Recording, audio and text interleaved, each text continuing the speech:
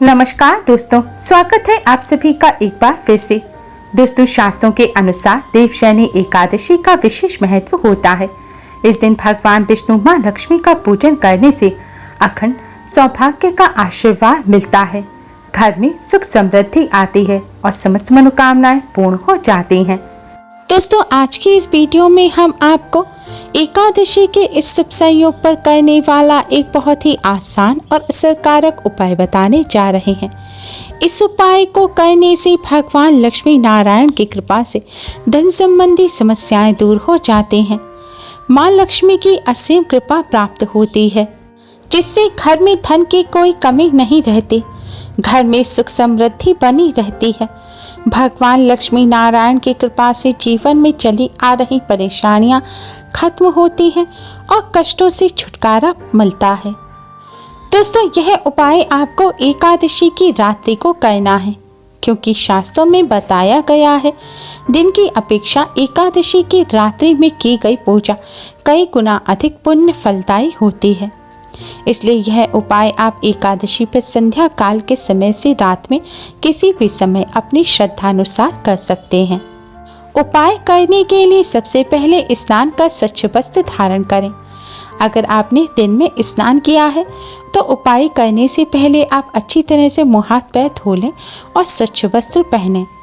हो सके तो लाल या पीले रंग के वस्त्र पहनकर आप इस उपाय को करें। ध्यान रखें, काले या नीले रंग के कपड़े ना पहनें। अब दोस्तों, आप एक साबुत फूल वाली लौंग लें। जी हाँ दोस्तों, आपको इस बात का ध्यान रखना है कि लौंग साबुत होनी चाहिए, जिसमें फूल हो। टूटी हुई लौंग ना लें। और इस लौंग के साथ ही आप एक छोटी साबुत हरे रंग की इलायची ले लें। इलायची में भी आपको इस बात का ध्यान रखना है कि इलायची फटी हुई नहीं होनी चाहिए।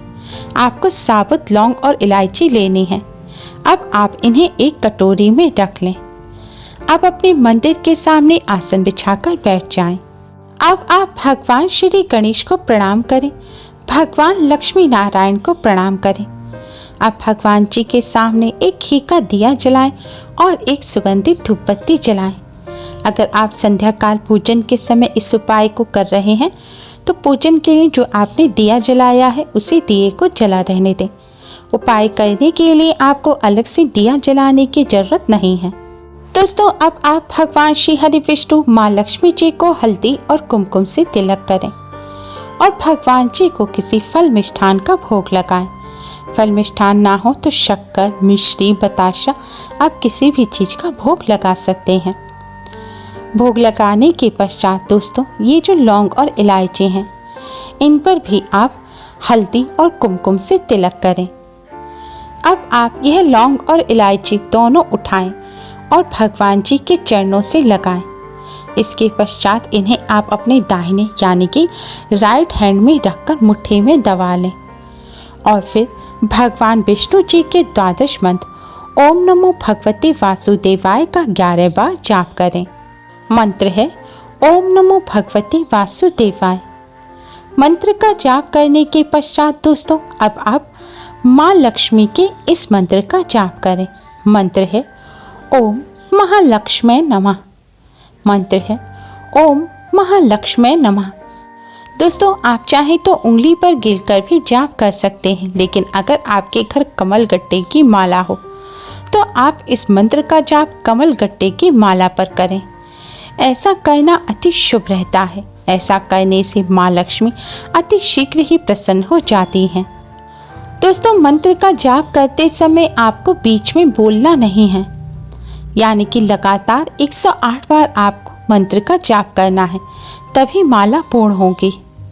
और यह भी ध्यान रखें, मंत्र का जाप करते समय आपको यह लौंग और इलायची अपने दाहिने हाथ यानी कि राइट हैंड की मुट्ठी में दबाकर ही रखनी है। जाप पूरा होने के पश्चात अब आप यह लौंग और इलायची भगवान श्री हरि विष्णु माँ लक्ष्मी जी के चरणों से लगाएं और फिर भगवान विष्णु माँ लक्ष्मी जी के मंत्र से अभिमंत्रित इन लौंग और इलायची को आप एक पीले रंग के कपड़े में रखें। आपको एक छोटा सा पीले रंग के कपड़े का टुकड़ा लेना है। उसमें आपको यह लौंग और इलायची रखकर इसे सुई धागे की मदद से कपड़े को सिल देना है। आप एक छोटा सा पाउच बना लीजिए और उसमें यह लौंग और इलायची रख लीजिए। अगर ना सिल सके तो आप कपड़े में गांठ बांधकर छोटी सी पोटली भी बना सकते हैं। लौंग और इलायची सिलते समय भी आप पीले रंग के धागे का ही इस्तेमाल करें। दोस्तों, इस तरह भगवान विष्णु और माँ लक्ष्मी जी के मंत्र से अभिमंत्रित इस लौंग और इलायची को आप भगवान लक्ष्मी नारायण के प्रसाद स्वरूप अपने धन रखने के स्थान पर रखें। धन रखने के स्थान पर आप अपने घर में किसी बॉक्स में रुपए रखते हैं, उसमें या अपनी तिजोरी में या अपने गहनों के साथ इसे रख सकते हैं। आप चाहें तो इसे अपने वॉलेट में, अपने पर्स में भी रख सकते हैं। आपको बस इतना ध्यान रखना है कि आपका वॉलेट चमड़े का नहीं होना चाहिए। जैगजीन आर्टिफिशियल जो लेदर होता है उसका वॉलेट है तो उसमें आप रख लीजिए, लेकिन चमड़े के पर्स में आप लौंग इलायची ना रखें। दोस्तों, लौंग और इलायची का हमारे धर्मशास्त्रों में विशेष महत्व बताया गया है। लौंग को बहुत ही पवित्र माना जाता है। साथ ही इलायची माँ लक्ष्मी और भगवान श्री गणेश को अत्यधिक प्रिय है। इस तरह लौंग और इलायची को अभिमंत्रित कर धन रखने के स्थान पर रखने से भगवान लक्ष्मी नारायण की कृपा से धन संबंधी समस्याएं जल्द ही दूर हो जाती हैं। घर में फिजूल खर्ची होना बंद हो जाती है, जिससे घर में पैसा टिकने लगता है और धन की समस्या नहीं होती। धन आवक के नए मार्ग भी खुलते हैं, धन में बढ़ोतरी होती है। साथ ही घर में चली आ रही परेशानियां भी दूर होती हैं, कष्टों से छुटकारा मिलता है और घर में भगवान लक्ष्मी नारायण की कृपा से सुख समृद्धि बनी रहती है। दोस्तों, इस लौंग इलायची की पोटली को आपको अपने धन रखने के स्थान पे ही रखा रहने देना है और अब जब एकादशी आए तब उस दिन आप इसे निकालें और फिर से पूजन में रख इसे अभिमंत्रित करें और फिर से अपने धन रखने के स्थान पर रख लें। दोस्तों, हर माह भी 2 एकादशी आती हैं। आपको हर एकादशी पर अभिमंत्रित करने की जरूरत नहीं है। आप एक माह में किसी भी एक एकादशी पर इसे अभिमंत्रित कर सकते हैं। दोस्तों, इस उपाय को करने के साथ ही कुछ बातों का विशेष ध्यान रखें। एकादशी के दिन आपने व्रत रखा है या नहीं भी रखा, तभी आज के दिन आपको जौ और चावल का सेवन नहीं करना चाहिए।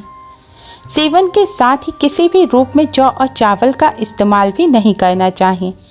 पूजन में भी चावल का इस्तेमाल ना करें, क्योंकि आज के दिन चावल को मांसाहार की श्रेणी में रखा जाता है और चावल का इस्तेमाल करना वर्जित होता है।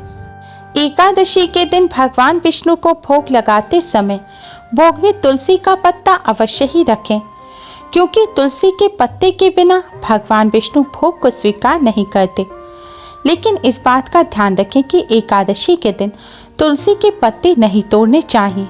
तुलसी या किसी भी पेड़ पौधे के पत्ते या फूल नहीं तोड़ने चाहिए। तो आप पूजन के लिए एक दिन पहले ही तुलसी का पत्ता तोड़कर रख लें।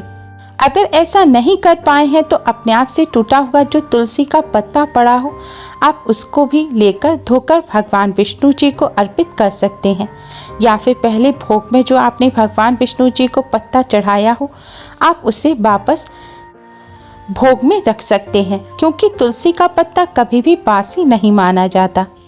एकादशी के दिन इन बातों का विशेष ध्यान रखें।